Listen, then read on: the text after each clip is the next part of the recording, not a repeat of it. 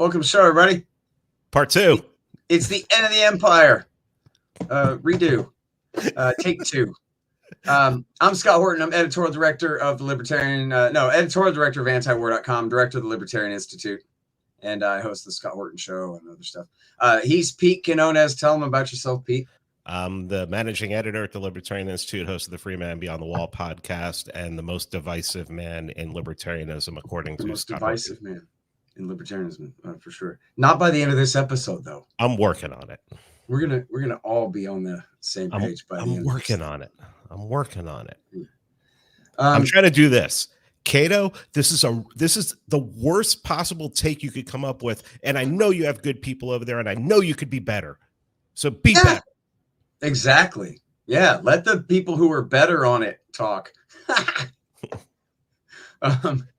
You know what I figured out today? What's that? Really, Cato and Reason, when they piss everybody off, it's just that they're really bad on culture. They're very left on culture. When they talk about a lot of other things, I mean, Cato gets, the whole foreign policy department, except for like one person there, is really good, and Reason has some really good articles.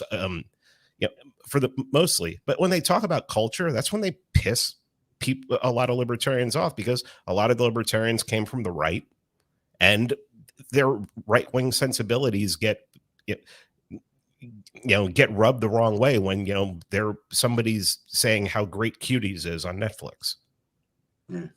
Did they run that at Reason? I guess. Yeah, it was a defense of that. Yeah, geez. Well, yeah. No, I mean, look, I look at it like I can't use that metaphor on this show. It would have been funny, but I'm going to pass it up. I just you know what? I look at it like Star Wars. I just watch around Jar Jar Binks. There is no Jar Jar Binks, but still I need to know how Palpatine got himself elected chancellor, as part of the story. Did you see that picture the other day of it was a cartoon of Han and Boba Fett shaking hands, and Jar Jar's in the in the carbonite? Yeah. All right, you got a deal. Let's work this out. See? Han Solo getting past that sectarianism. You know what I mean? To work with these bounty hunters. Yeah, so listen, but that's how I do. Look, I mean, and when you say, okay, I don't want you to name who you don't like, but I can just say, I love their foreign policy department. You got Ted and Doug write for us now at antiwar.com at the same time that they're still at Cato. Doug was gone from Cato for a little while, and we had him. Now he's back at Cato, and we still have him. I mean, that's huge in the history of the libertarian civil wars. To have Doug and Ted writing for antiwar.com is huge, and it's so important to me and Eric and the rest of the crew that they are part of antiwar.com. But then, John Glazer is great. He used to work for us back when. Glazer, of course, is great, and Trevor Thrall and Chris Coyne and Abby Hall and did I say Justin Logan? I always forget Justin Logan. He was gone for a little while. Now he's back. I mean, he's been solid on so much stuff. I don't have to agree with them on every little thing and whatever, but I pretty much do. But they just have a great crew over there. And there are people at Cato who are bad on foreign policy, but they're not in the foreign policy department, as far as I know. So who cares about that kind of thing? And anyway, I just look for the good in all the libertarian institutions. See, I think a lot of libertarians maybe don't know that there are really bad libertarian civil wars that go back to the days. But my thing is, I was in elementary school back in the early 1980s, so I don't care about any of that stuff. And I have friends at every libertarian institution and get along with every libertarian website, maybe one exception or something. But I like the FFF, and I like Cato, and I like the Independent Institute, and I like Mises and LRC. And, I think pretty much I have, a friend where at least one person at all those organizations likes me too, kind of deal. And I'll tell you a story, Pete. When we first created the Libertarian Institute, I don't know if you know about this. It was, of course, me and Sheldon and Will Grigg. And one of the first things that I wanted to do was I wanted to test out just how far I could get with this whole I'm not enemies with anybody thing. So what I tried to do is I tried to get all the libertarian organizations, the major ones I could think of, pretty much everybody I just named there, I guess, and the Libertarian Party too. And I wanted to get everybody to all endorse I'm pretty sure, I'm not sure if it was a war powers resolution, but it was some kind of resolution against the war in Yemen. And I was saying, look, this is such an important thing. Can we all do this? And then wouldn't that be cool if the entire libertarian, official libertarian community in the country, and including the LP, all came out and said, this is the highest priority, is ending this most horrible thing that our government is doing right now. And every single leader of every single one of the groups told me, no way. Only if you change this, this, or this, or I'm afraid of the IRS, or you know what? The best one was Deist, who used to work for Ron Paul as his chief of staff on Capitol Hill. He told me, what'll happen is we support this thing, and then they'll change what it says after we came out and said it was a good idea. So this is the kind of thing so anyway, everybody had a reason. Reason Magazine, I don't even think they answered me. Cato said no. Everybody said no. Everybody said no. So that was my first experiment with, let's try to unite the libertarian movement. But still, if I can't unite it, I at least don't want to divide it. You know what I mean? I don't. And I think because of Ron Paul, of course, there's so many more libertarians in America now, in all 50 states and everywhere. I mean, it used to be one guy in every neighborhood. Now it's 10 guys in every neighborhood who are into this stuff, more than that.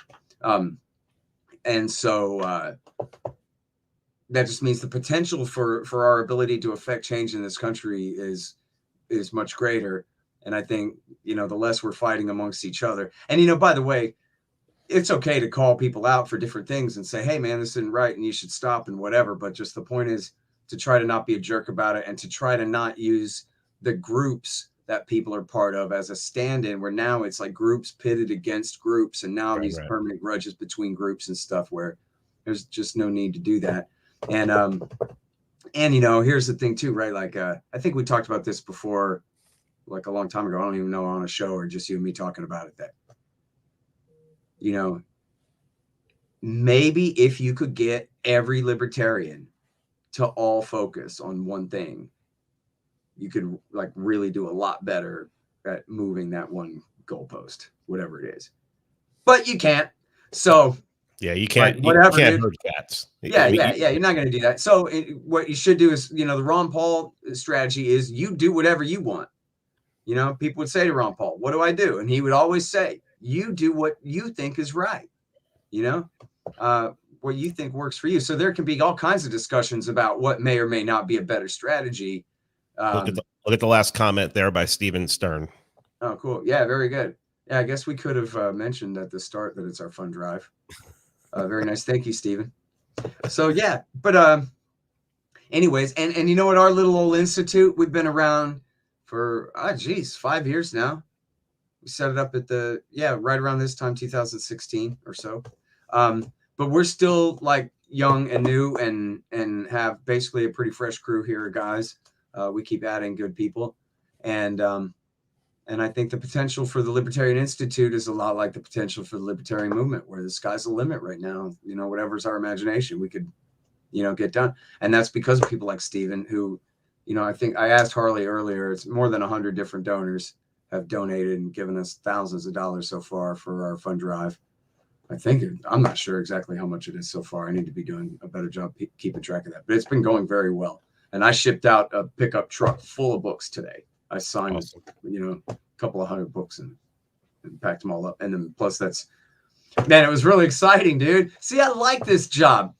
I'm sitting here packing up copies of Will Grigg's book, No Quarter, and copies of Sheldon Richman's book, What Social Animals Owe to Each Other, and Coming to Palestine.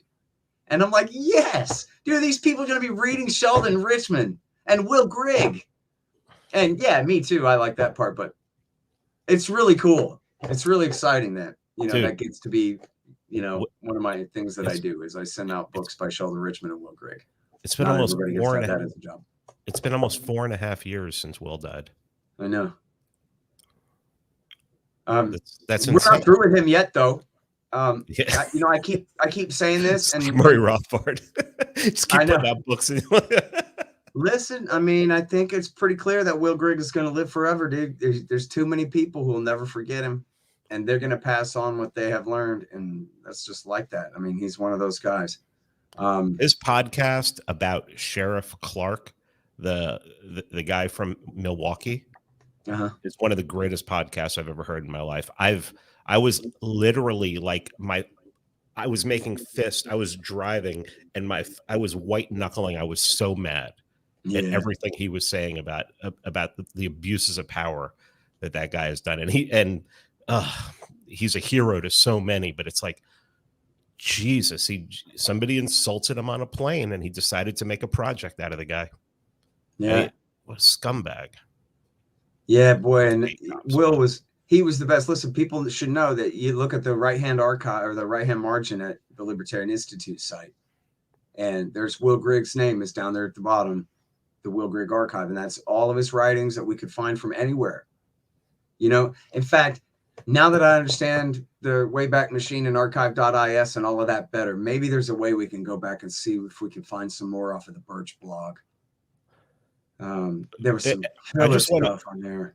I just want to tell people, don't go back and read the Will Grigg stuff because you'll see how much I've stolen from him over the years. Yeah, we don't want you to get in trouble. No, but listen, he's a great example for you to try to live up to. I mean, I know I do, and I know I fall far short, but you know, and for people who don't know, there are people who have no idea who we're talking about. I mean, this is the former editor of the New American Magazine.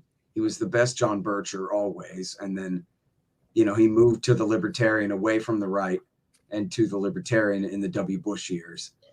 And, you know, was essentially, by the end of his life, he was essentially just, you know, like a plumb line Rothbardian Libertarian anarchist, I believe, with some constitutionalist sensibilities and so forth. But you want to hear something crazy? A friend of mine, I think he moved recently. There's a John Birch bookstore like not far from where he lives. Oh, yeah? Yeah. There's a Birch like an American Opinion. Is that what it's called? Yeah. I think that's where is that? In San Antonio, or where is it? Oh, no, he doesn't want me to say where it is. Okay. Yeah. There used to be an American Opinion bookstore in San Antonio. I've been there. Oh, wow. But I got a bunch of stuff from them actually one time. Boy, that was a long time ago. But no, so listen, the point about Will Grigg is he was the very smartest one of us, the very most educated one of us, and absolutely the most articulate one of us in print and out loud. And he's the kind of guy where he could be talking off the top of his head, you know, a conversation on the phone. He sounds like he's reading a script that he's memorized of you know, whatever it is. Anyway, I always say the same thing about him. The way I talk about, like, here's the history of the W. Bush years or whatever, that's how he talked about everything that ever happened in history, anywhere in the world. He knew everything that had ever happened. And I don't know how he did it. I mean, I don't know which years it was that he spent locked in what basement reading everything that ever took place. Like, you know, you see those giant old studies with all those leather-bound books or whatever, nobody knows what's in them all. He read all of those, dude. He read everything. He knew everything. Edlum said his office at the New American was just a wreck. It was just like everything everywhere. It was like, I'm like, wait a minute, how could that be? He seemed like everything would be like in its place. And it probably everything was in its place. Right. But it was just right. insane, you know? Yeah. And listen, so we have his full archive is at the Institute, and that includes his radio show and Liberty Minute, plus his other podcasts, whatever other audio and any articles we could find by him anywhere in the world, we scoured to try to put on there.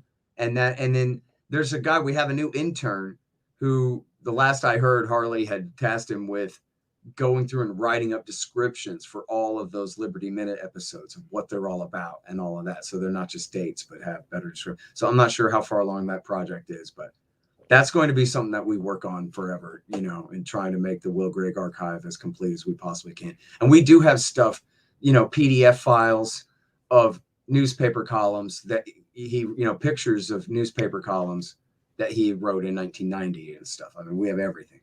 Well, everything we can find, we're working on. And then also you mentioned Thomas Edlum, and this is the real point. Thomas Edlum is working on one last Will Grigg book. I think we talked about even one more after that, but I'm not so sure about that. But there's one more that's called The Stolen Life of Christopher Tapp. Did I say this 2 weeks ago? Yeah. And anyway, so that's going to be great. It's this poor kid that the cops framed up for this horrible murder. Yeah, I've read all the articles. Was right all along, and we're going to put that out sometime soon. And speaking of that, we're putting out a book by Keith Knight here real soon too. And Keith, if you're watching, I'm working on it, buddy. Trust me, man. I'm not. I got you on the medium burner, not the back burner. You're right here. And the only reason that Keith's book is not the very top of my work order list right now is because I'm finishing up the audiobook of Enough Already. And I sent the last of my punch-ins to my genius, and he's putting his juice on them tonight. And then I'm punching those into the files. And then I'm sorry to say, for my own sake and for all of y'all's, I got to sit and listen through the whole damn thing one more time and make sure before I send it out. Well, I have an entry in Keith's book. Yeah, and I do too. But you know what? I hate my entry in Keith's book. I want to change it to something else. But then I thought, you know what?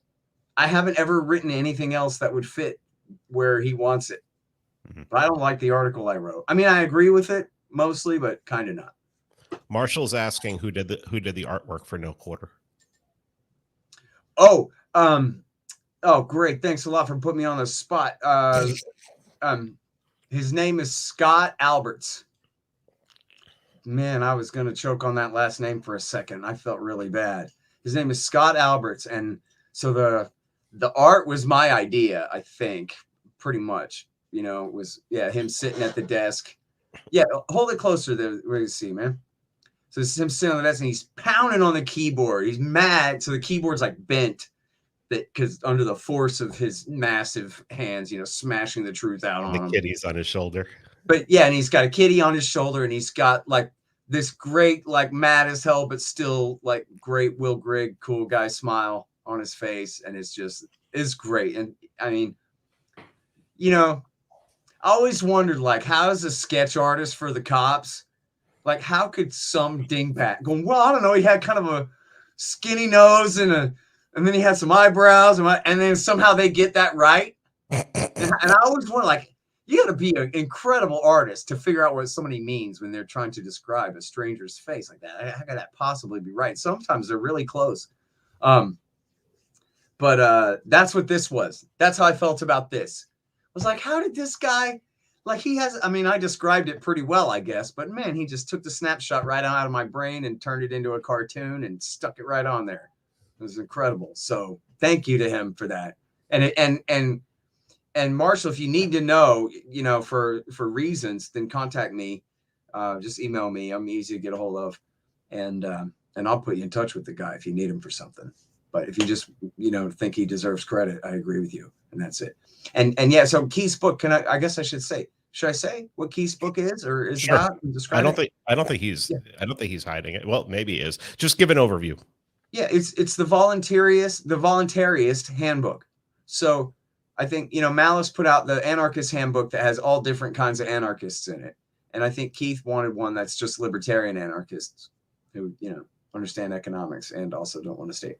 So, and there's just a ton of great stuff in there. I have not had a chance to review every last bit of it, which I'm going to have to do. But I've looked at the table of contents and it's great. And he did have good enough sense to add something by you and I in there. So that's pretty good. But you and me, people say, you know, when you say you and I or me, what would you say if you weren't including the other person, correct. I or me? Yeah. But I don't know until after the fact. And then I got to go back and look, right? I've never understood that. That was one of the only things I remembered from like English class in school was that you had to remove the other person, and then what would you say? I remember that. Yeah, but it's always too late though. By then, you know what I mean. You already said it. Now you can tell whether you got it right or wrong. But how are you going to do that in real time? Like if you're writing, that's one thing. But yeah. Anyway, don't listen to me. I don't know what I'm talking about.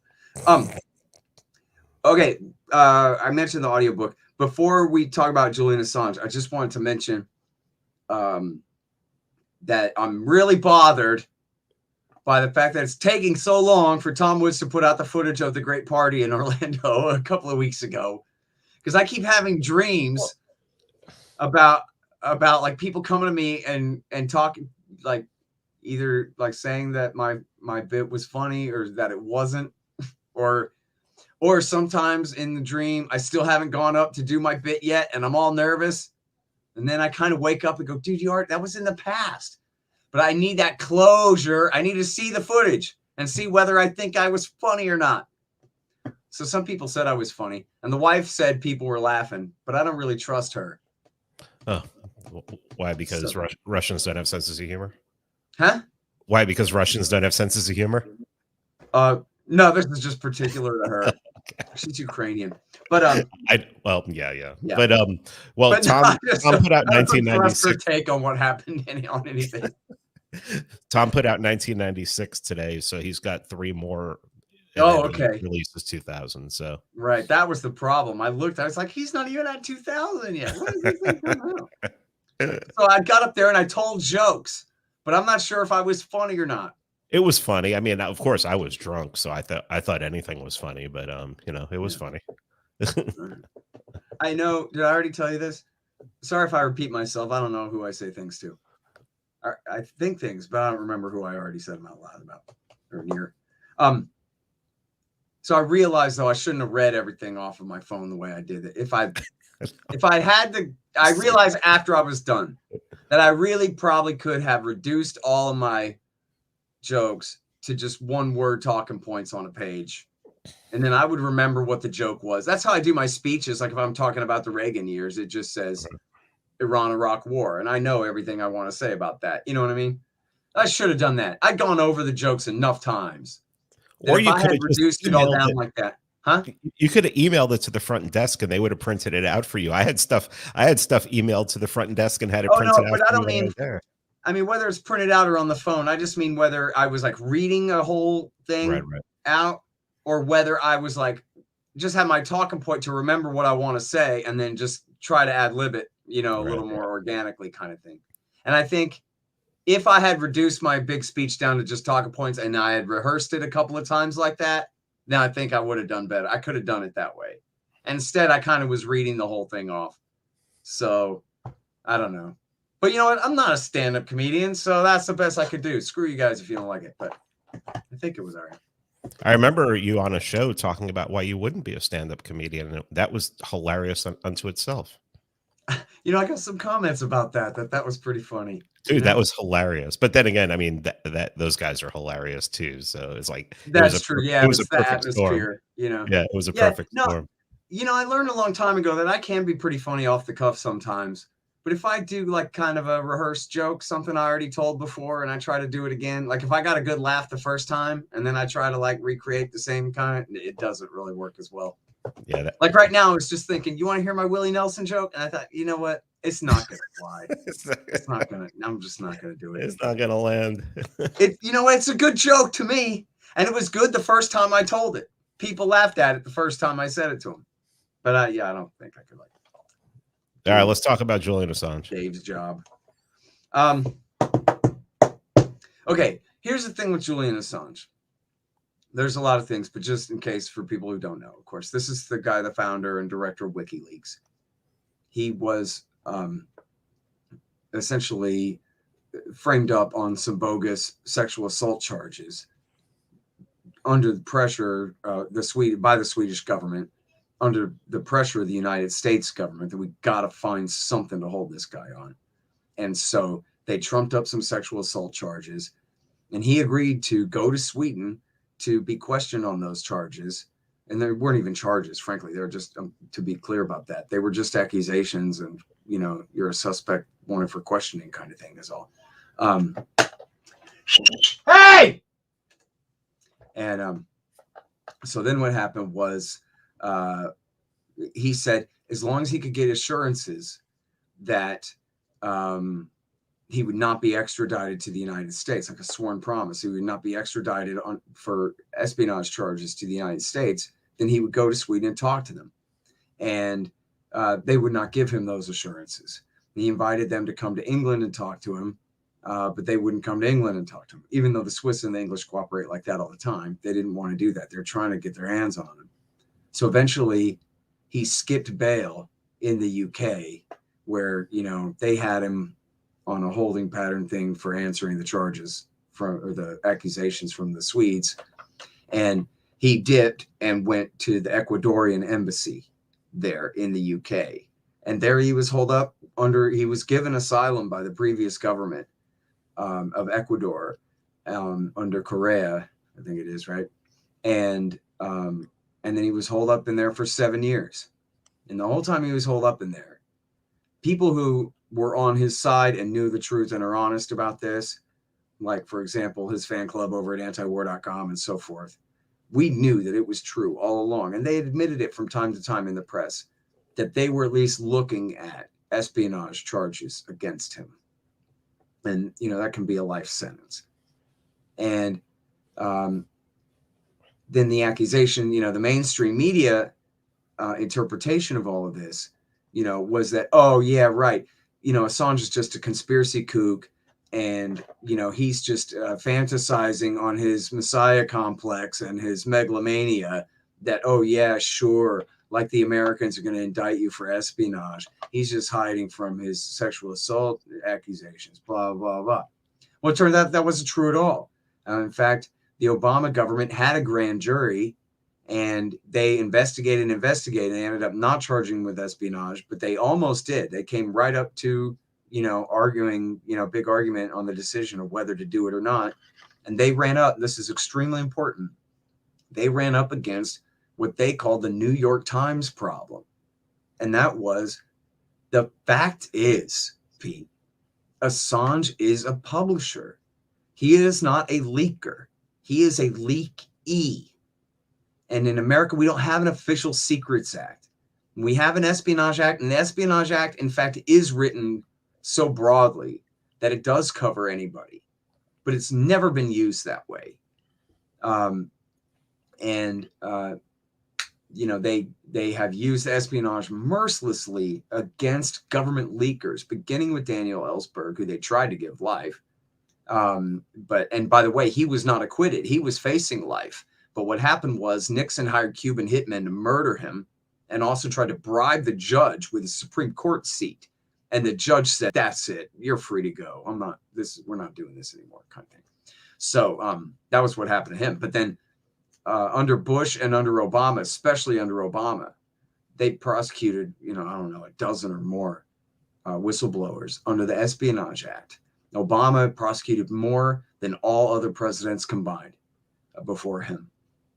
And, you know, including John Kiriakou and Drake, and Thomas Drake, the National Security Agency whistleblower. And of course, Chelsea Manning for leaking the stuff to Assange. But anyway, so they're trying to conflate Assange with Manning here, when Manning is the leaker and Assange is the leakee. And the Obama government came up against the actual reality and said, well, look, if we prosecute Assange under the Espionage Act for publishing this stuff, then the New York Times is liable for the same thing. And guess what? He worked as partners on the Iraq and Afghan war logs and State Department cables with the New York Times. And they published this stuff in cooperation with him. And so the Obama government was looking for a distinction with a difference, and they couldn't find it. Well, the Trump government said, screw that. We don't care about that anyway. Forget the New York Times problem. We want to prosecute this guy. And their way around the New York Times problem was that Mike Pompeo, when he was the head of the CIA, said, these guys are, WikiLeaks is a hostile non-state intelligence agency. I forgot the exact phrase, but that's very close to what he said. Well, that doesn't mean anything. A non-state intelligence agency. Yeah, that publishes their stuff open source for the public. In other words, it's a newspaper. It's an internet. It's the Drudge Report. It's indistinguishable from the New York Times website, you know, from WashingtonPost.com or WallStreetJournal.com. There's, you know, they have no argument, really. WSJ, I guess. But they've done it, right? They've indicted him on 18 total charges. One of them, I guess, was a computer crime, and 17 of them are Espionage Act charges.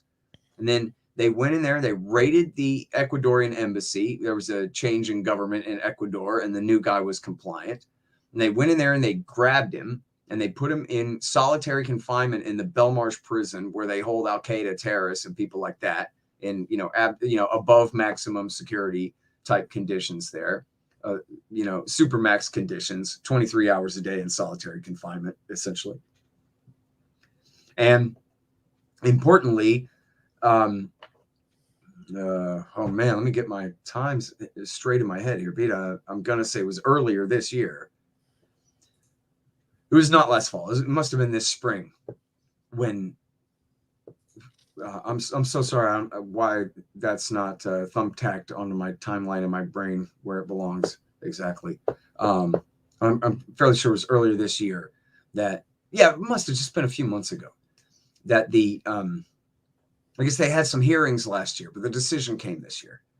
And the judge, whose name was Barrister, which is a bit confusing because that's what they call a lawyer over there, but the judge ruled that Assange cannot be extradited to the United States. And the reason why is because of the barbarian conditions in American prisons. And that this guy has some sort of severe case of autism and depression and is suicidal.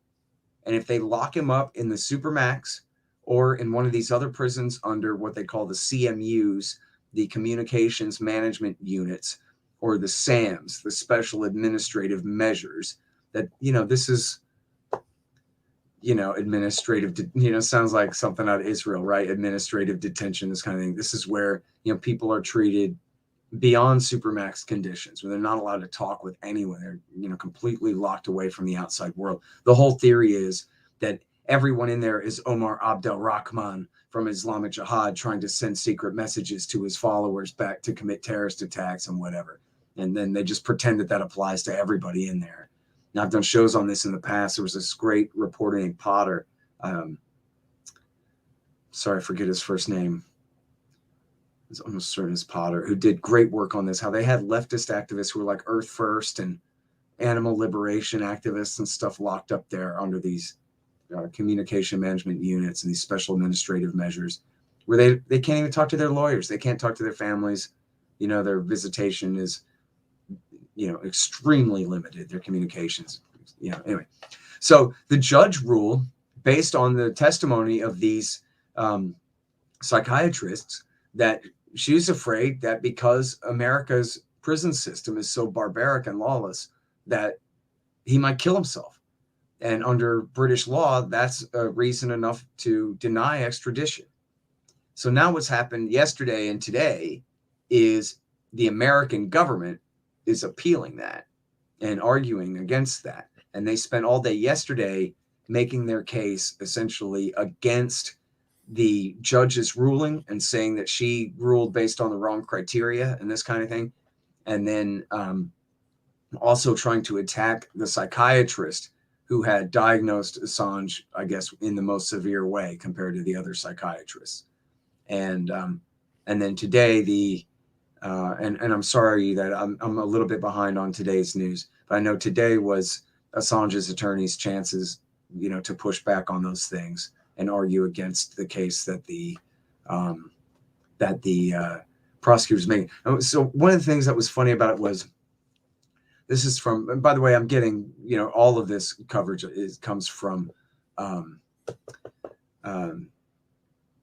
Gotstola, the great Kevin Gotstola. It's Gosstola, and it's just K Gotstola is his Twitter feed. I'm looking right at it. Let me make sure that's right. It's K Gosstola, okay? Gosstola. And he had the access to the video stream, press pass to the video stream, and he took minute notes, live blogging it on Twitter all day yesterday and today. And then he also writes at thedissenter.org, and he had a great piece. I read his piece earlier this afternoon on what happened yesterday, and I'm sure he'll have a new piece, and I'm going to interview him tomorrow on my show. So we'll have that for you as soon as I can. But one of the things that the American lawyer was saying, Judge, there's no reason to believe that Assange would be held in a Supermax, and the U.S. government offers its assurances that he will not be held in a Supermax, and he will not be held in a CMU, and he will not be held under the SAMs. And then his argument was those assurances are to be taken as legally binding, or you are to take them as factual or something. You're not allowed to say, well, that's just a promise. You have to accept it. And then I think Assange's lawyers were arguing opposite of that you don't have to accept it. And I think the Americans were even promising that if he's convicted, they'll send him to Australia and he'll serve time in Australia, not here. And they also said, why, look at the very light sentences that were given to Daniel Hale and Reality Winner, that they only got, dozens of months. I think Hale got 15 months, a dozen months plus a little bit. And then Reality Winner, I think, got 36 months, right? So 3 years. That's not that light of a sentence, and then they also argued that, hey, Judge, if you extradite him, that could be the first step to setting him free, because maybe Assange could argue that he hadn't gotten a speedy trial. Or maybe he could argue that the First Amendment protects what he did, and then the charges will be dismissed and he'll be free to go. What? That's the argument of the prosecutor, the American lawyer arguing, turn him over to us, is that, hey, he's got a very good chance of getting out of this anyway. We hardly have a case. We haven't given him a speedy trial. Everybody knows the First Amendment protects publishers.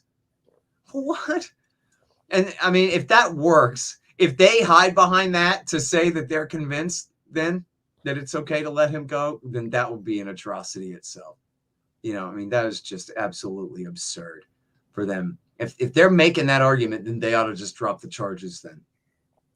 If you're telling me you concede he didn't get a fair trial, and that the First Amendment, the inviolate First Amendment of the American Constitution, says that you can publish secrets if you want to, essentially, then drop the charges and let the whole thing slide.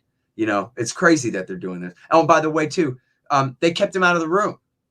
And his wife disputed. I think they claimed that, well, he was sick and couldn't attend. And his wife said that wasn't true. He wanted to attend, and they wouldn't let him. But Kevin did say that he appeared very tired and was like leaning on his hand and, not looking good. So I don't know if he, like, when they say sick, does that mean didn't feel well? Because they gave him like extra runny eggs this morning, or that means like there's something really wrong with him, or, I don't know. It's probably safe to assume the worst there. I don't know. And then only other things on my list here to mention is, and then I'll ask my brain if there's something else, but the murder plots. There's this new story that came out. Isakov and friends, writing at Yahoo News, put out a story a couple of weeks ago, like 2-3 weeks ago now, about all the CIA plans to murder this guy and how they really meant to do it. They wanted to do it, and they were trying to figure out ways to do it. And of course, there's endless reporting before this by Max Blumenthal at the Gray Zone and others as well about the spies, the Spanish mercenary spy group that was sent to spy on this guy. And then the CIA was using Sheldon Adelson and his private security company in Las Vegas as the cutouts to, partially to spy on Assange. And when he's speaking with his lawyers, Pete, which means that you can't prosecute him then. That ain't fair. You don't get to prosecute a guy after the executive branch spied on him and his lawyers talking together. There's got to be an exclusionary rule there. I don't know the case law, but I know there must be, that you just can't do that. It used to be people say, hey, this is America, man. And that meant that you can't do that, right? You can do some things, but you can't do that. But I don't know. Maybe they can. But it sure seems like they're way over the line here. And then I guess the last thing I'll say about this is look at the press corps. That son of a bitch, Charlie Savage over at the New York Times, his ass is on the line here too, right? When all he does is publish, CIA stenography, what they want him to say, not what some courageous CIA whistleblower wants him to say, but what, the top commanders want him to print. But still, I mean, he and all the others at the New York Times, the Washington Post, the LA Times, anybody, the Wall Street Journal, anybody who deals in classified information at all are in severe jeopardy if this precedent is set. And where are they all? They don't like him because he published the DNC leak, which wasn't hacked by Russia anyway, had nothing to do with Russia anyway. But that helped get Trump elected.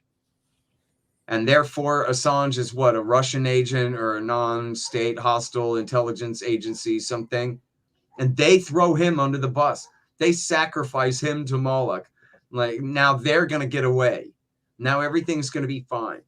And again, these same people who published, at just the papers that I mentioned there, the Post, the Times, the Journal, etc., just a few of those, between them publish hundreds and hundreds of articles based either primarily on something in the WikiLeaks or at least have somewhere in there, as State Department cables from 2007 verify, etc., right? Where at least they are cited as partial corroboration of the truth in those stories. At the very least, hundreds, probably thousands, just at those few papers. And when you're talking about around the world, probably 10,000 news stories, certainly thousands upon thousands of news stories. In fact, you can just put in Google, as State Department cables show, as the WikiLeaks reveal, phrases like that, and you will get thousands and thousands and thousands of results. I mean, real results from publications around alternative and mainstream, because of all of the absolutely important and newsworthy stuff in there. And remember, too, back when they arrested Manning and, began the campaign to demonize Assange, the whole story was that these two have blood on their hands, because the stuff that they've released, it's so top secret. It's going to get all of our informants rounded up and their throats cut. It's going to get, all of our spies, behind enemy lines killed and all these things. None of that was true. None of it. And Robert Gates, the Secretary of Defense, admitted it. And at Chelsea Manning's court-martial, the prosecutor admitted it, that there was no evidence to that. Hear me? No evidence. The prosecutor at the court-martial admitted they had no evidence that anyone was killed because they were named in the WikiLeaks. Their operation was revealed in the WikiLeaks. What they put out, the Manning leak, was essentially secret, not top secret. Just regular old secret level information. And they put that on the SIPRNet, after September 11th. They put a lot more information on those internal government networks, knowing that there was a higher risk of leaks, but judging that the importance of information sharing was more important. And for this level of material, which was confidential and secret level, that it was a risk worth taking. And it probably was.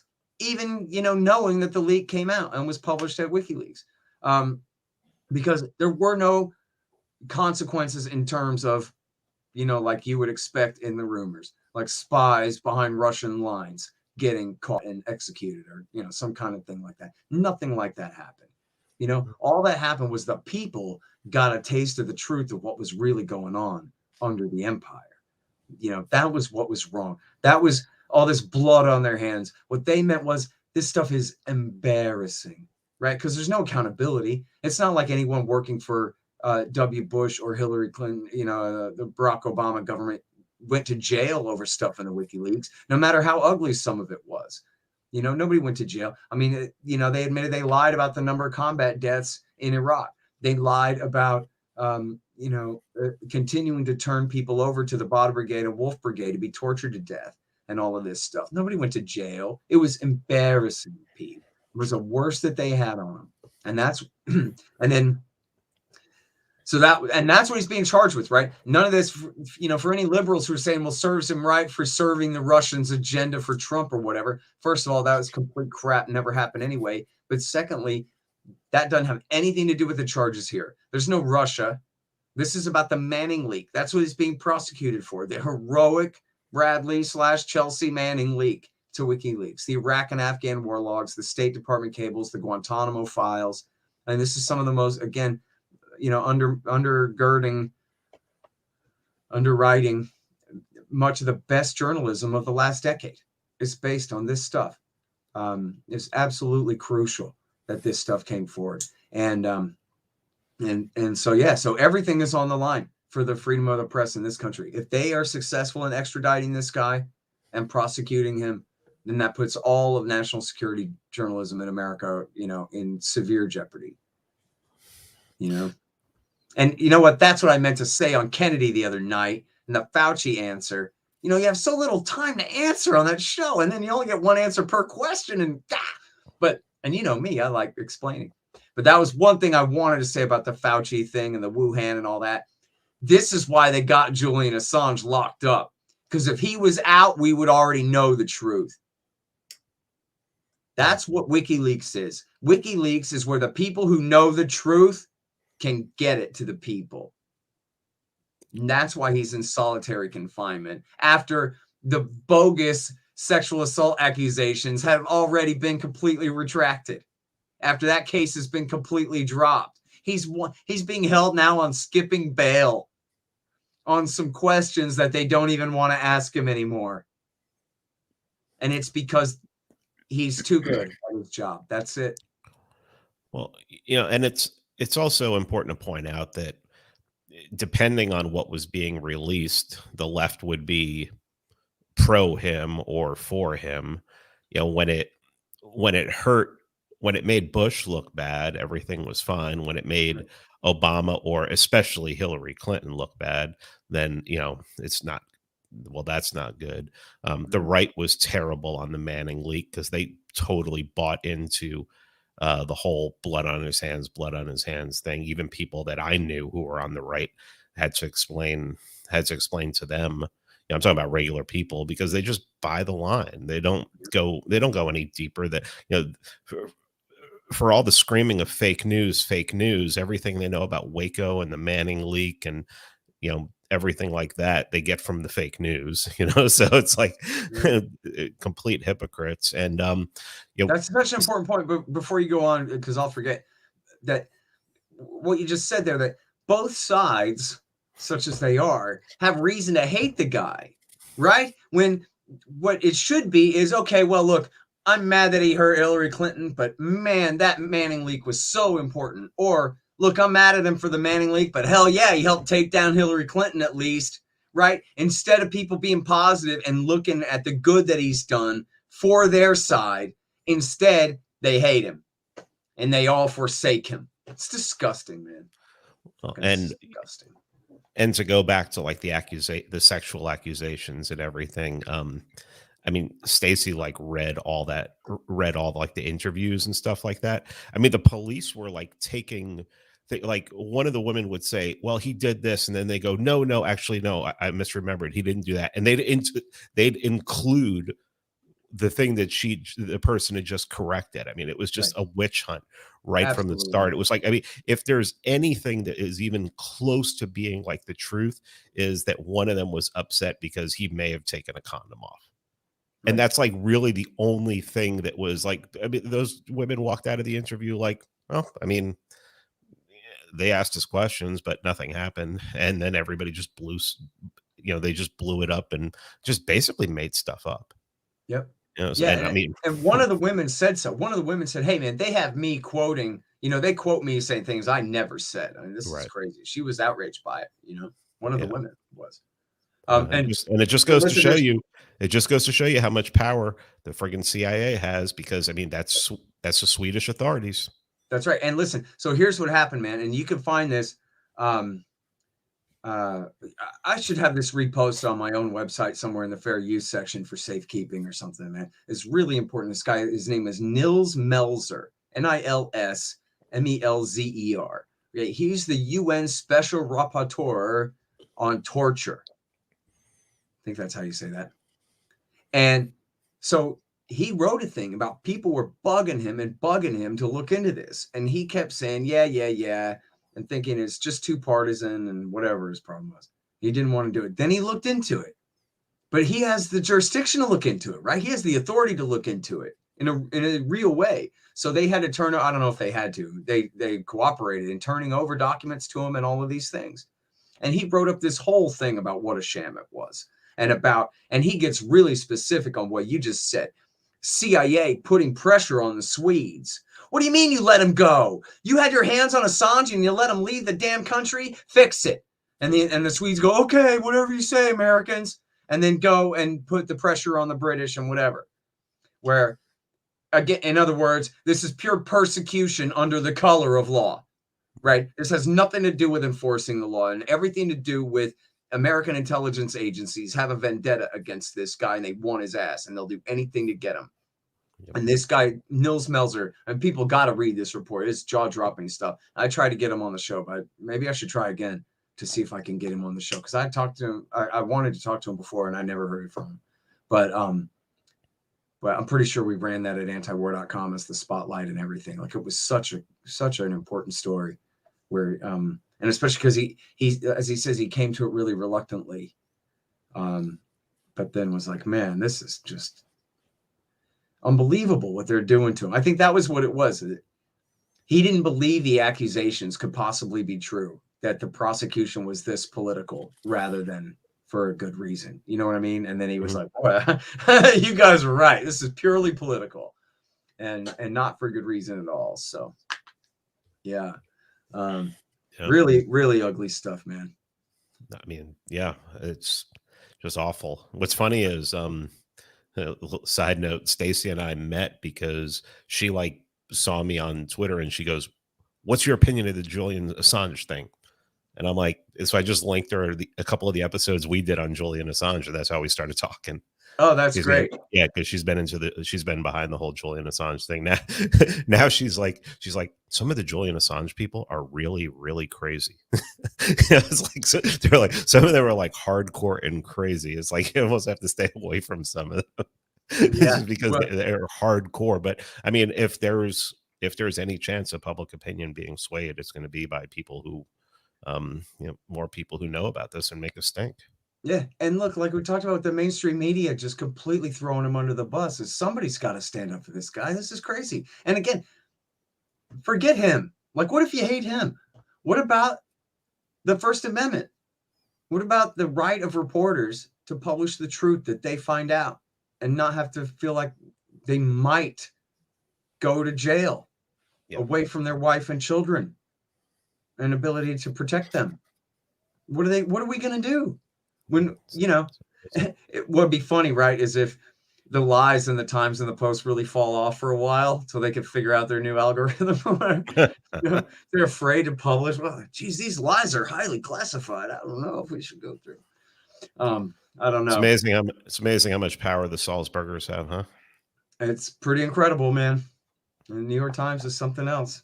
And love them or hate them, you gotta read them anyway. You know what I mean? Well, you got to hate them, but you got to know what they're saying.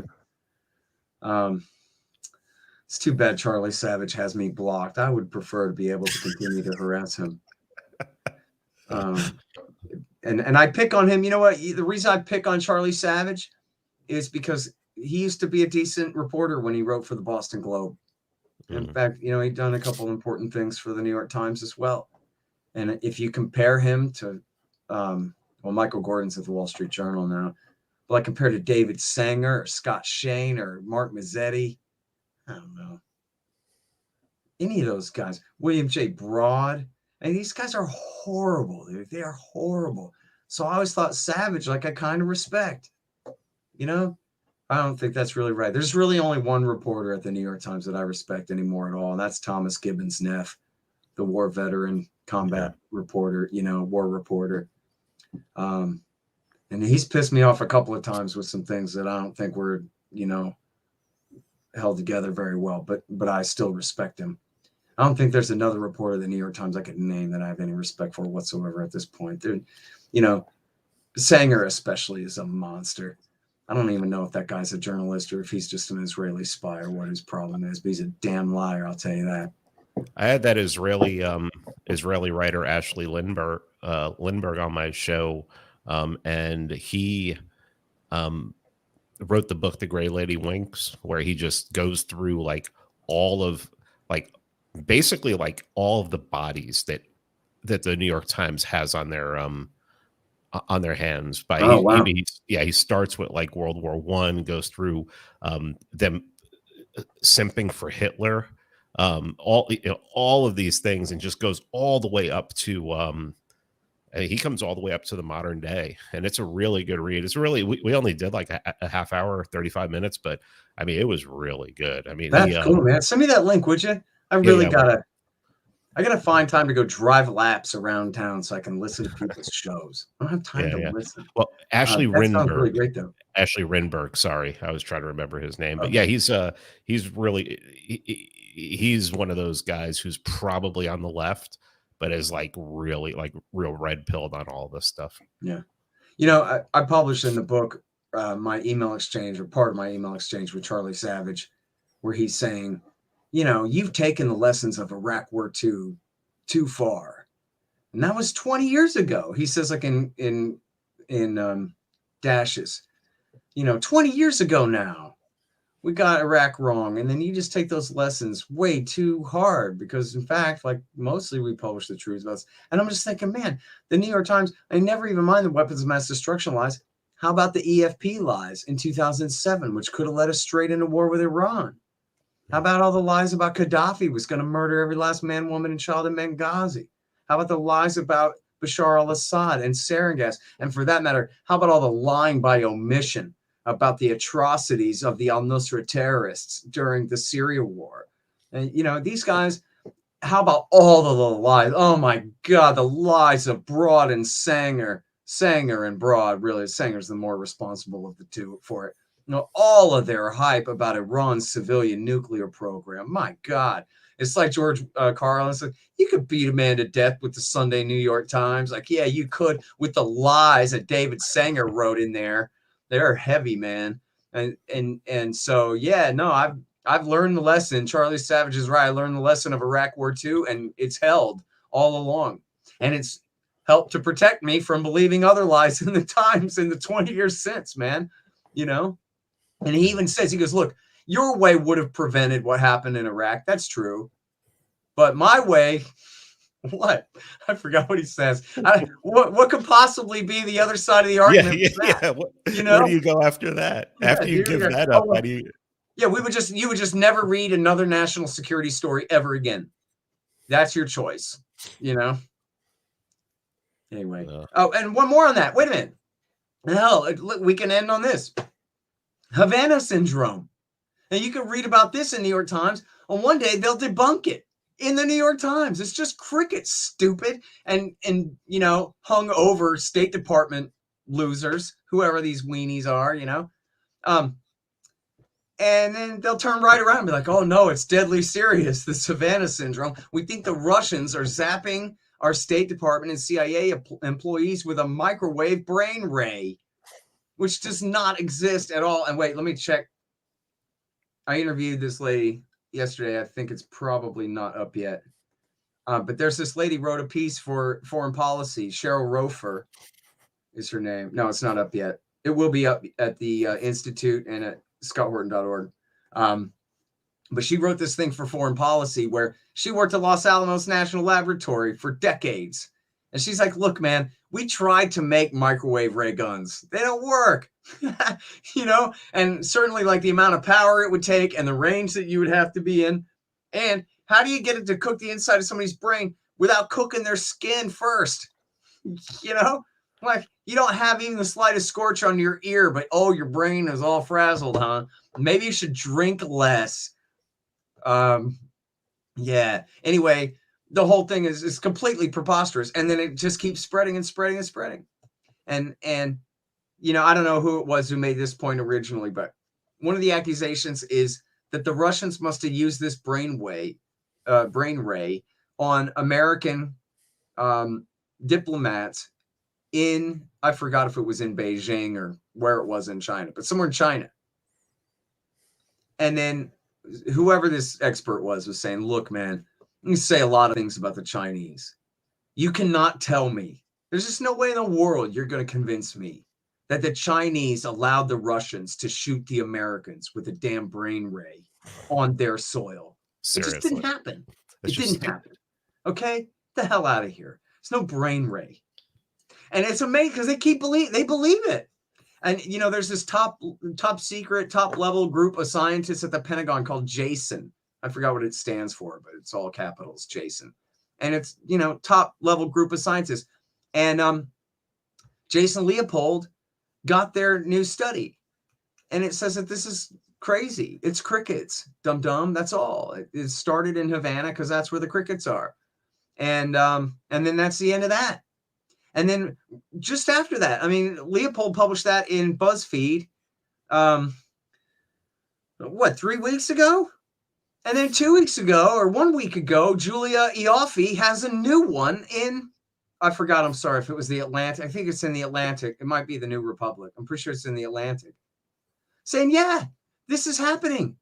And not only that, but we have medium confidence that it's happening. And there have been plenty of other times where we struck back against enemies based on only medium confidence. So what are we waiting for? That's like in the subtitle of the article. You know, a journalist demanding some kind of response, some kind of violent response, evidently, against a Russian brain ray that no one can prove exists at all. And that, I have to tell you, Pete, I really doubt exists at all, man. I'm pretty open to conspiracies, and when I heard this one, I was like, "You guys are out of your mind. You guys are out of your mind." Especially that whole thing of the Russians were using it on Chinese soil. Oh, yeah. I mean, come on. And on Indian soil, really that's think the latest. Chinese? Do people think the Chinese and the Russians are really that close? I mean, that the Chinese would go to bat for the Russians like that? They don't like each other. They don't like each other. You know what we got to do, man? On the next episode. Yeah.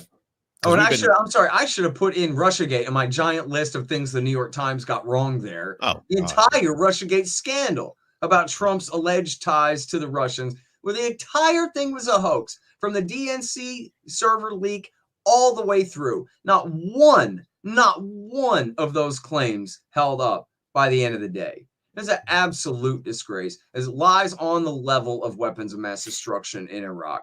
Just absolutely unforgivable. And I'm sorry, go ahead.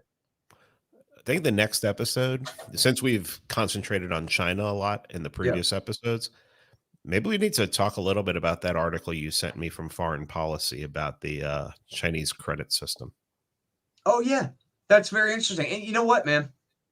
I want to go back and listen to your would you talk about that interview you did with your friend that's been living in China for how long? Yeah, he's been living in Beijing for 26 years now. Mm-hmm. And what is his name again? His name's Scott Freeman. That's actually his real name. His real name is Scott Freeman. Great. And he's like, I've been living there for 25 years and I don't even know I've never experienced this Chinese credit score system. Yeah.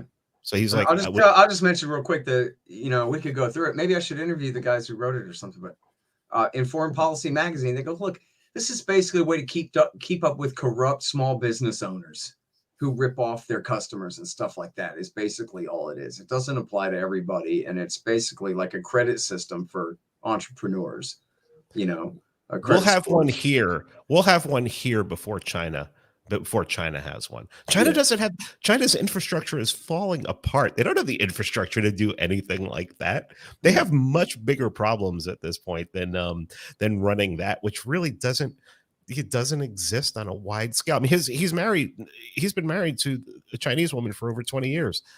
Her and her family have no idea what this is. And she's not she's not upper crust Chinese. Right. I mean, I think even in that article, they say this is in small parts of China. This is not all of China. You're talking about 1 billion people live there, more than 1 billion people. It's a massive country. And if they're doing it, it's probably to people who they're trying to keep track of people who have a bad reputation in business. Because, what he was telling me is he's like, China's like an agorist paradise. You can go there and start a business in a day. You can do business with banks without any ID. You could have deposits in multiple banks and everything like that. He's like, it's not the greatest country in the world, but he's like, if you know what you're doing, you can have more liberty there than you can have here. Yeah. And look, people, I think anybody listening to you and I talk about this, right, at this point already know this, but, for people who don't understand or can only look at these things in these kind of binary ways, none of this is an apologia for the Chinese system or the red flag of the Communist Party or any of that stuff. It's just the same as with David Koresh or with Saddam Hussein or the Ayatollah or Donald Trump or anybody else. false accusations are false and they don't deserve to stand. They should, lies should be taken down. And especially when it's our government targeting and demonizing another government on the planet, then we owe it to the people to make sure that they've got the real context. Sure. That, I was on a radio show in Chicago last week. I wish I had recorded it because it actually went really well. And it started out, I can't remember what all we started out talking about. I guess the war on terrorism and stuff like that. But then at the end, he asked me about China. But he set it up in such a prejudicial way.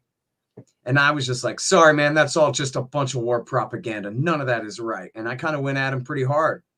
But by the end of it, he was like, yeah, I don't know. Because see, the thing is, I described all their weaknesses and how essentially I said that, this is already a far overextended empire. They got many of the same problems we have for the same reasons and all of their inflationary money and this and that. And he goes, yeah, but they're communists, And I go, well, listen, man, I'm a libertarian. And hell, my wife's from the Soviet Union, right? You can't find anyone more anti-communist than me. I'm just saying, be realistic about what we're talking about. This is the right wing of the Communist Party. They abandoned Marxism 45 years ago because they were starving to death by the tens of millions. And they said, you know what? We need property, we need markets, we need prices. And Gerald Ford sent Milton Friedman over there to teach Deng Xiaoping about how, man, you need prices, Deng. And then Deng was like, okay, that makes sense to me, Milton. Thank you. And they didn't really get started until like the late 80s and early 90s. But you look at the amount of growth and what's happened.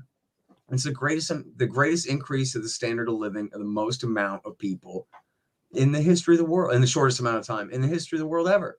It's absolutely a miracle for humanity. It's wonderful. And then, so the degree to which they're commie, as all libertarians understand, is the degree of their weakness, right? The more Marxist they are, the poorer they are, the more disorganized their society is, the more screwed up everything is. And then the more capitalist they are, well, the more reason for us to be friends with them and trade with them and maintain the status quo anyway, and try to find where we can get along. Because at the end of the day, they got H-bombs. We can't fight them. We cannot fight them. They've got H-bombs. So we got to figure out better ways to proceed. And the first thing to do is just forget all the propaganda. Just drop all the propaganda and just deal with what the truth is. There's no reason anybody has to have any Texan or Ohioan has to have some emotional attachment to a narrative about China. What do you care? How about just accept the truth? And if you have to change your mind about some things, that's okay too. If somebody convinces me that, no, I think they're going to roll into North Korea. All right, well, let's talk about that. I'm willing to hear you out. Right. But I ain't convinced yet by all the hype. And I think it's important that people realize that there's no reason in the world why somebody like me, a skateboarder from Austin, would be a partisan of Ayatollah Khamenei. I'm not. It's just I'm calling David Sanger a liar because David Sanger is a liar. And Khamenei is innocent of a lot of the charges that David Sanger likes to hurl at him. That's my job. I'm taking my own side. I'm loyal to my own mind and what I know to be true. And then that's it. So I know people get really upset about, oh, I don't know why you're siding with the terrorists or why you're siding with the commies or why you're siding with the whoever. But it's just reality. That's all it is. And if people are really, really worried about China, then, I don't mean to sound like a right winger, but we need to start building stuff here again. We need to start manufacturing stuff here again. We need to not be so reliant upon, China. I don't really agree with that. We basically exported our pollution. That's literally what we exported, our pollution, which was a good thing, and everything else was like, we get cheaper stuff and everything like that. But it's like, it's like, to me, it's the difference between, if supply lines run out, I run right down the street to Giant Eagle to buy my food.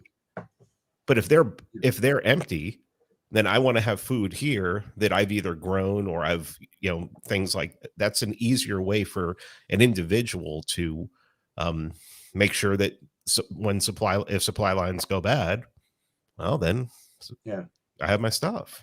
Well, I mean, I'm a big subscriber to the capitalist peace theory, which is my alternative to the democratic peace theory. Yeah, no, I know what it is, and I agree with it 100%. So we need to maintain trade with all major powers on the planet, as much as possible. And look, everybody knows that it's government intervention that has caused all the supply chain crises here, with all the different lockdowns and all these things. So in other words, if we can just get government to back off, get the hell out of the way, the free market will take care of it. And by the way, that does go for our Navy essentially subsidizing all of this trade by providing security for all of these companies on the high seas. I'm all for ending all corporate socialism. And that means that Walmart and whoever else, they better provide their own security. The taxpayer should not have to pay to protect them from piracy if they want to drive back and forth between China with boats full of goods. That's their own problem. And maybe that would push their margin up so high that they would stop buying so much stuff from China and would start buying more and more stuff from companies making things here. But it's got to be prices on the ledger that work that out in as free of a market as we can get it to be. Bovard has a great new article at Mises Today about how protectionism doesn't work, and it's just immoral and wrong and screwy, and it just creates all these same disincentives for the same reasons. Harry Brown, I remember Harry Brown used to say that, like, look, I mean, if the government is preventing Americans from trading with Chinese people, then that's communism, like, to a degree, right? So you're going to adopt communism in America in order to try to, bankrupt communism over there or some kind of thing like that. The whole thing is crazy and self-defeating. And that there were people who said all along, we should boycott the Soviet Union, completely isolate them and sanction them and separate them from all international trade and finance in order to hasten their collapse. But the thing is, again, you got to adopt that kind of a regime on your own shores in order to enforce that. And that all-powerful sort of an empire. Maybe if we'd had totally open trade relations with them all along, communism would have ended that much sooner, rather than later. Because it wouldn't just be a matter of propping up the state. It would be a matter of strengthening the entire economy, which means millions of people who are not, subsumed under the Communist Party apparatus at the very top, but more and more power in the hands of more and more people diffuse across the country. So, it's hard to say with counterfactuals and all of that, but it seems that containment didn't work. It seems that what really ended the Soviet Union was when they abandoned containment and urged the Soviets into overexpansion, and especially into Afghanistan, but also into Latin America and Africa in the 1980s. And that was what really led, one of the things that really helped lead to the collapse of the USSR. So keeping them all boxed in like that seems to have been counterproductive. And then how did Reagan negotiate? How did they end the Cold War? They negotiated it. Reagan became friends with Gorbachev and said, look, we can do business. He's a hawk his first term and a dove his second, because he figured out that he could really do it. And he did it. And really, the Cold War was over by the time Bush Sr. was sworn in 1989. The wall was already coming down. Well, one of the main reasons that I question the whole export production to China is that books have been written about how basically that idea came out of Harvard Business School in the 80s. Harvard Business School started teaching that was one of their main things. And I have a tendency to not trust anything that comes out of Harvard. I'm with Thomas Sowell on that, so I want completely unrestricted free trade. I think that, if you and I want to trade something, we should be able to trade whatever we want. And if me and someone in China want to trade something, we should trade whatever we want. But man, this system is just really, really screwed. And just, it seems like some things were, if something came out, like I said, something comes out of Harvard, I'm just like, oh man, why were they teaching that? What was, I mean, we know that the wars are planned in Harvard, Georgetown, places like that. So it's like, it's the bribe, right? I mean, essentially what it is, like for Korea and Japan and for the Europeans, the deal is you let us keep our military there, and keep, open and neutral trade between all the different players. And we'll drop all our tariffs and let you sell all your stuff to our people without a markup. And that's the deal. And that was essentially the deal that they're trying to bring the Chinese in on. Not that they're going to put our troops in China, like in Japan or anything like that, but essentially bring them into the American imperial fold as much as possible in that way. That, we'll give you open access to our markets in exchange for you, at least deferring to us on some matters of security and things like that, rather than having to independent of your own policy in the region and that kind of deal. And so that's the trade-off. But the thing is, we should just drop the second part of that and just have open trade. And, Sheldon Richman is, as an economist, I'm a great anti-war guy. What the hell do I know? But Sheldon has written a lot about how, the giant sucking sound of jobs to Mexico and China under the free trade agreements of the Clinton years, that there's something to that, but that in fact, in industry in America, manufacturing in America is like as high as it's ever been. There's like as many manufacturing jobs as there ever has been.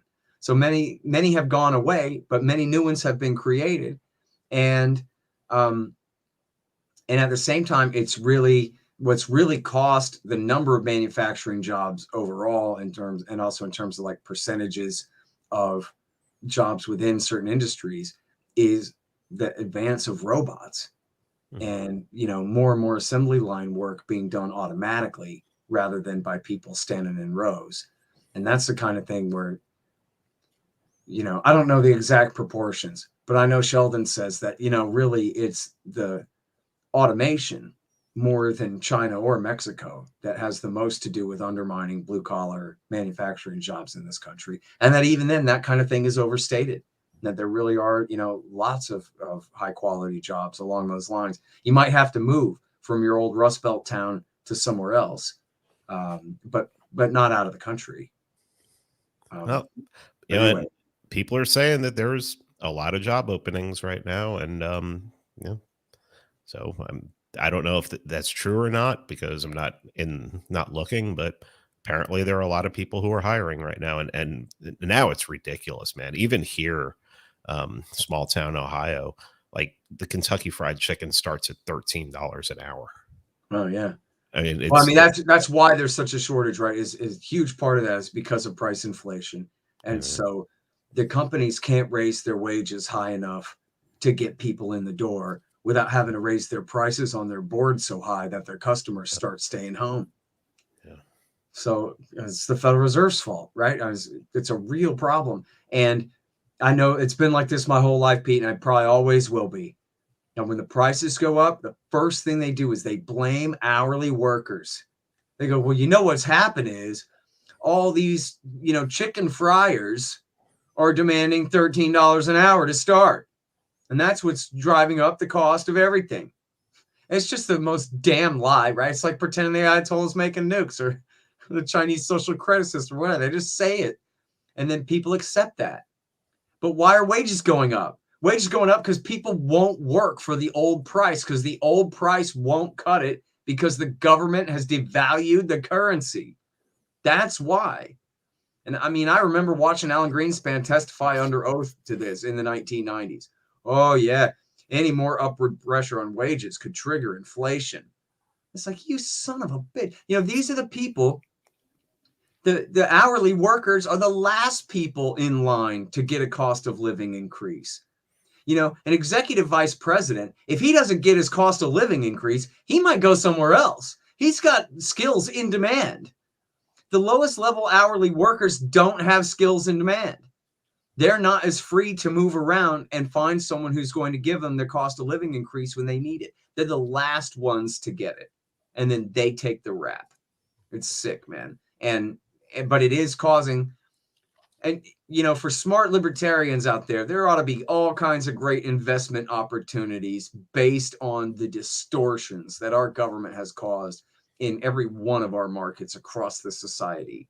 I mean, look at all the people dumping currency into, every shitcoin under the sun that's coming out right now. And who knows what? The the follow-on effects of all of this price inflation. I mean, there's plenty of historical kind of lessons that we can learn from it, but there's also going to be all new consequences that we can't even see coming. Distortions and bubbles in areas that, you know, there's going to be hell to pay a decade into the future now, you know? Yeah. The seen and the unseen. I'm telling you what, I'm trying to get McMacken on the show tomorrow, because I really like McMacken. He's, you know, one of the best guys at Mises. And what I like about him is, I don't know if it's daily or what, but I know he keeps track of M1, M2, M3, all this, and he can explain what it means and why you should care. And which is totally interesting and important if you're into that kind of stuff, you know, which I am. He's brilliant. So, he's brilliant. He's one of the best writers out there. I mean, he's like literally, I mean, I hate to say this, but like the amount of stuff that he puts out and the quality of the stuff he puts out is approaching Will Grigg level. Yeah, I mean, he's a badass, no question about that. Absolutely. Yeah. Let's get out of here, man. Yeah, we should. I just thought of a punchline that should have been in my routine at the Tom Woods thing. What was it? It was just I'll ruin it. I can't get it. Went in there somewhere. Before we go, I want to say, while we were on here, new episode released of my podcast with Sam Jacobs from ammo.com. Who's great. Love him, man. Great guy. Talking about righteousness and force, and basically going over the history of progressivism in the United States and how, you know, we're doing it for the people. You know, the reason we're taking all your liberties away is because we care about you, kind of thing. And yeah, it was James Jennerman listened to it earlier, and he said it was just brilliant. He said, awesome. Yeah, because Sam's a good dude. So another great dude. Hey, by the way, I was actually just thinking about this earlier today, that I owe Sam an email, because they used to publish their stuff at our site all the time, and then they just kind of quit, probably because I hadn't talked to them about it in too long in a row or something like that. But if you want to talk to Sam and tell him that those boys, all of them, him and Alex and whoever, all of those guys over at ammo.com are welcome to write for us still, you know, and it's high quality stuff, man. They were really, really great stuff. And you know, our shirts, when people look in the right-hand margin, those Libertarian Institute shirts, that's their group, Libertas Bella. That's the ammo.com guys that put out the Libertarian Institute swag there. So people are always asking me about my shirts and sweatshirts and stuff. That's where we get them all. And Top Lobster was generous enough to allow us to give his art to them to put out, you know, your shirts and my shirts too for our shows and all that. So I just want to finish by saying that we go to the Libertarian Institute and donate. We're doing our annual donation. We run on donations, and one of the most, maybe even more than crypto, ammunition may be an appreciating item at this time. So if you go to donate ammo to the Libertarian Institute.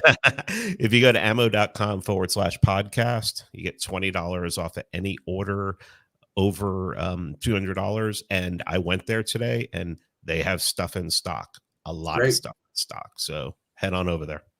All right, cool. Yep, very good deal. And thank you, everybody. Look, it's, you know, I forgot the numbers. More than 100 people have donated to us so far. And I really want to say I'm extremely grateful about that. And I know the entire crew is extremely grateful. And so thank you, everybody, for that. And we'll see you back here in 2 weeks.